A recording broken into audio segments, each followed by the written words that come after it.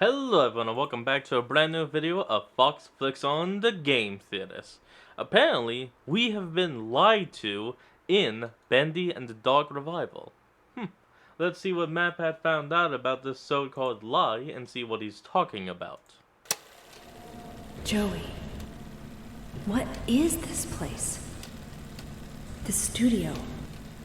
These monsters? Never mind all that. There's a little story you need to hear.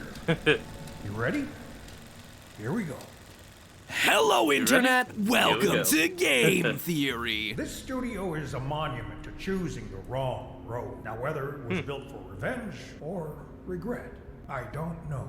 That's my riddle to solve. No, Joey, let's be honest, it's my riddle to you that solve. made it, wasn't it? Always mine to solve. Today we're diving No, back into the Henry. inky depths with Joey Wait, Drew that's Studios and their newest game, Man, I don't Bendy remember. and the Dark Revival. If you're unfamiliar with the franchise, honestly, I can't really blame you. It's been 5 long years since the world was last abuzz about Bendy. Oh sure, there was a mobile game, a short prequel title called Boris and the Dark Survival, and of course the requisite handful of spin-off books released in the intervening years, but nothing really captured everyone's attention. It looked like the franchise was drowning in its own inky grave, which is why the trailer drop for an official sequel releasing in just a few weeks caught everyone off guard. And that wasn't enough. They then decided to catch everyone off guard again by releasing a game that was really long, really solid, and most importantly of all, really stable, which, let's be honest, considering the quality of game releases these days, Pokemon Violet is already putting it in contention for Game of the Year. It is a low bar. But of course, you know why I'm interested in this thing. The theories. Sure, I can go around all day inhaling full cans of bacon soup like an overzealous Kirby, but if there's no meat on the bone for us to chew on like a cartoonish wolf, well then this one's gonna get relegated to my ever-growing list of MatPat personal time games. Lucky for us though, Bendy be bringing the lore. And what they call a cycle. What you got?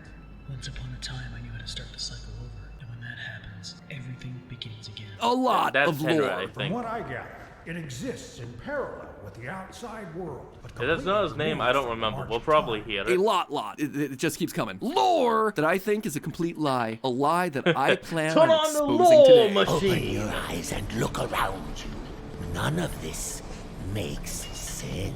Let me quickly catch you up with what you need to know. The original game, Bendy and the Ink Machine, was all about a talented animator named Henry Stein, former it was partner Henry. to the Thank unscrupulous businessman Joey Drew. Over the course of that first game, we learned that Joey Drew has used human souls to fuel the titular ink machine, all in an attempt to create living ink creatures. so but Henry eventually, was the the one that animation was studio trapped goes in the bankrupt. cell. Joey Okay. retires in disgrace, a bitter old man, and is ultimately forced to sell off the rights to his most famous characters to a new company, Archgate Films. If y'all know what I'm talking about, and if you played the game, then you understand what I was saying.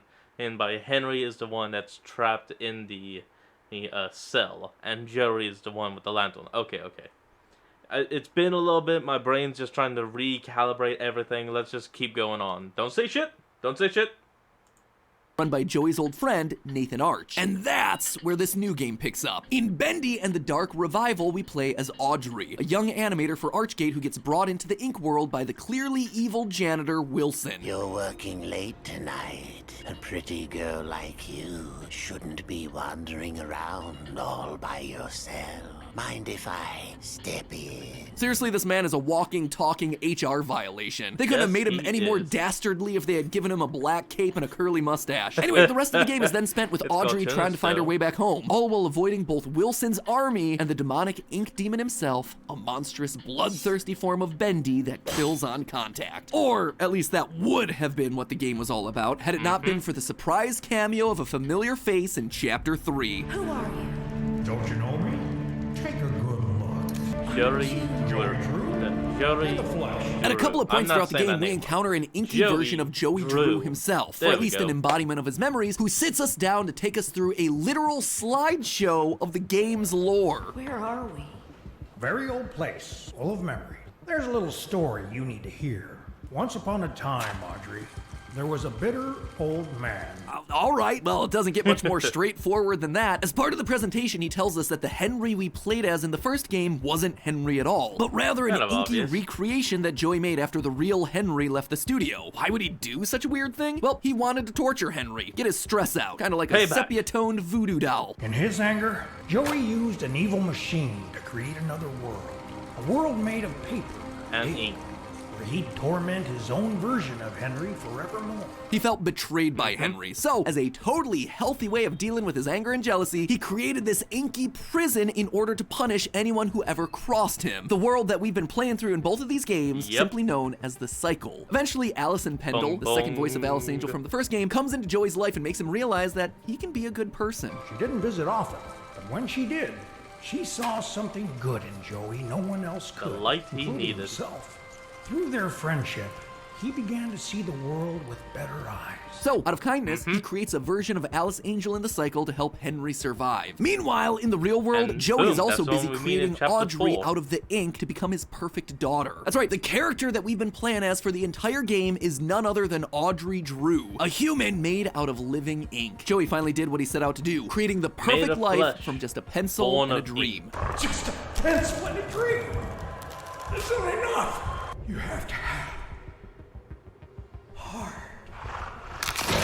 Oh, damn. Oh, come on.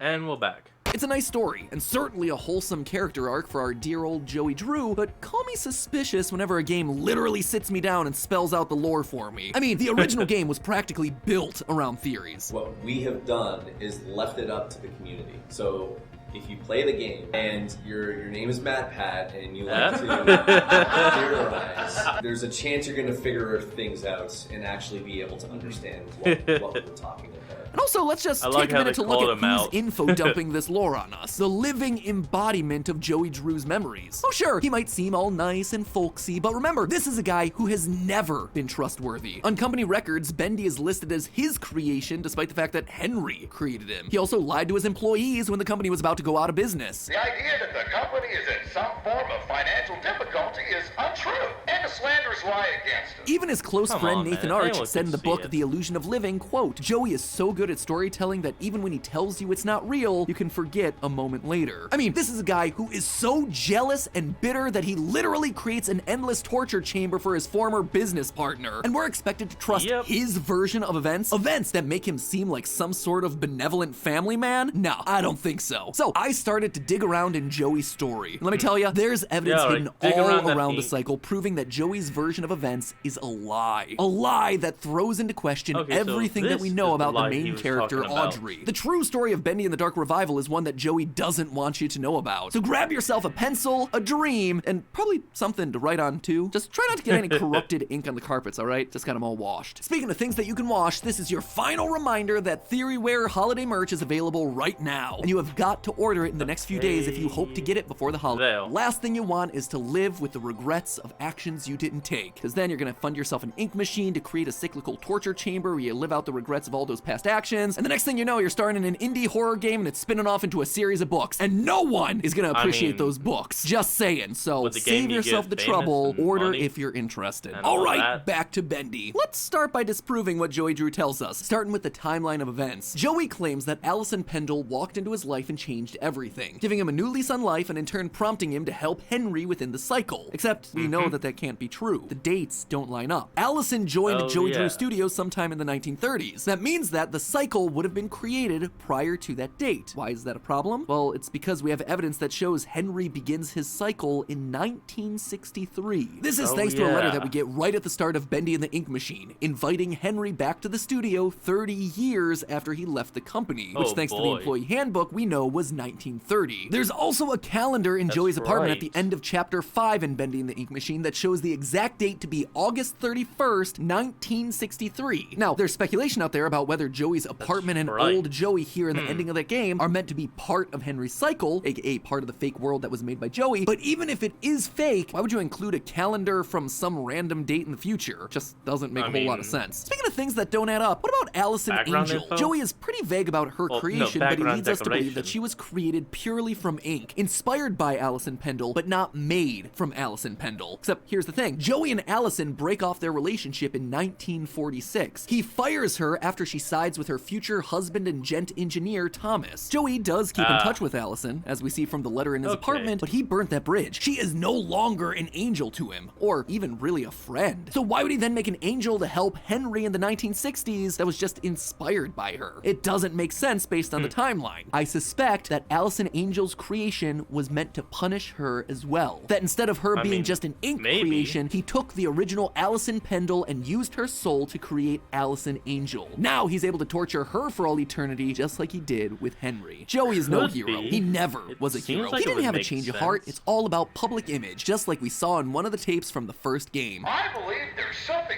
special in all of us. With true inner strength, you can conquer even your biggest challenges. Okay, let's stop it right there. I can only do so many takes in this trashy day. Of course, a living version of his This memories is going to trashy paint day. him as the good guy. He never sees himself as wrong. But in reality, Joey is just putting a new spin on the chain of events in order to come out looking like the good guy to his daughter. His daughter, the one part of Joey's story that I haven't addressed yet. Who or what is Audrey? According to Joey, she's also a child of the ink. Perfect, She's made of practically flesh, human, but made to born fill of the the void ink. in Joey's life. Now, I think part of what Joey's saying here is true. She is an ink person. It's hard to deny that based on her bendy finger at the end of the game, the fact that she there it is. respawns out of the ink. But what I don't believe is that she's made purely out of ink. On the contrary, I think that she was made using human souls, just like every other ink character in the series. And better yet, I Maybe. know exactly who was used to make her. It's all thanks to 10 secret memories hidden throughout the game. One of the main Oh, collectibles yeah. that you can find on your adventure are memories. 10 items that we're told are special, but don't really seem to be. A baseball, hat, a duck, a hot dog, some crayons, stuff like that. Audrey never says anything about them, and their descriptions tend to Just be picks them super up generic. and pockets them. Oh, ad. And we're back. Let's go. A rubber duck. It still has soap on it. Wow, we are really lighting the lore on fire with that one, guys. Or so I thought. You see, these items are the key to solving the mystery of who Audrey really is. So hold on to your hats, because the first memory I want to talk about is, well, the hat. One of the memories is The listed hat. as a men's fashionable hat. So that makes it clear that the hat didn't belong to Audrey, but rather someone she spent a lot of time with. Now, this type of hat A is called dad? a boater hat, with a flat top, thin circular rim, and ribbon around the middle. Boater hats were seen Oh. throughout the late 19th century and early 20th century, even being part of the FBI's unofficial uniform back in the day. But we mostly Oh, see these hats being that's worn nice. amongst the upper classes in the summers after World War I. There was also a bit of a Oh. revival for them back in the late 1930s. Notice the problem with that? Well, as we've established, Audrey was created sometime in the 1960s. Styles had changed, and the boater hat wasn't really fashionable anymore, especially not out and about for daily use like the memory's description states. It's more likely the memory of this hat belonged to someone who was around in the 1930s. So, are there any other memories that could help us narrow down the search for who this hat could belong to? Yes. Is it One memory that engine really oil? caught my attention was this one. The cracked mug. the cracked Quote, a mug. cracked mug, lovingly repurposed into a plaything. It may be sad, but it still has life in it yet. This broken mug was turned into a toy, which feels like a weird gift to give your kid, but whatever. Here you go, Audrey. Love you so much. Take this sharp piece of porcelain and have at it. But this isn't the only time in the game that we see a cracked mug. When we're shown to our room in Chapter 5, creepy janitor Wilson has left a very specific book on our pillow. It's a story called The Mug and the Maiden, and it stands out because it is long. I mean, like, long. Some of the lore drops in this Oh, game are long, but right. here we're talking multi-page long. And if you manage to read the whole Oh, thing, do you boy. want to guess who the hero of the story is? A cracked mug. This is a story not connected to us, but Wilson. This is his storybook. This is his childhood toy. And that's not the only connection to Wilson either. Another memory we get is a set of crayons, most notably colored crayons. Quote, arrays of colors can spark a yeah. world all your own. There are only a handful of times that we see color in this game, and all of them come from Wilson. Wilson is the That's one with a right. colored drawing of Ship Ahoy Dudley in a sepia world. During Wilson's boss fight, we see colored ink coming from him and the other Leaking enemies when from we hit the him. And finally, there's the boss. towers that help to subdue Demon Bendy. Towers covered with colorful rainbow sparkles, just like the crayon's description. Right now, all signs seem to be pointing to these memories being connected to our antagonist, Wilson, in some way. Could It he all potentially does be our seem soul to donor? No, fit. that would be impossible. When Audrey was created, Wilson was still alive, so it physically can't be him. But then who? Well, for an answer, look no further than this memory. A carton of milk for growing up strong and healthy. Add some chocolate for a snack enjoyed by both young and old. The use of the word old here suddenly opened my eyes to new possibilities. Just because Audrey was a child, it didn't mean that the soul that she was born from had to be. What if instead it was yeah. coming from a grown-up, a parent, someone who would have shared memories with their child? They would have seen a man wearing a boater hat. They would have given their child a toy based on their favorite book, crayons, for their child child to play with. Audrey wasn't made with Wilson's soul, but rather the Clearly. soul of one of Wilson's parents. And when you look into it, it becomes very clear okay. which one it is. It's revealed in the game's final minutes that Nathan Arch, owner of Archgate Pictures and the Bendy IP,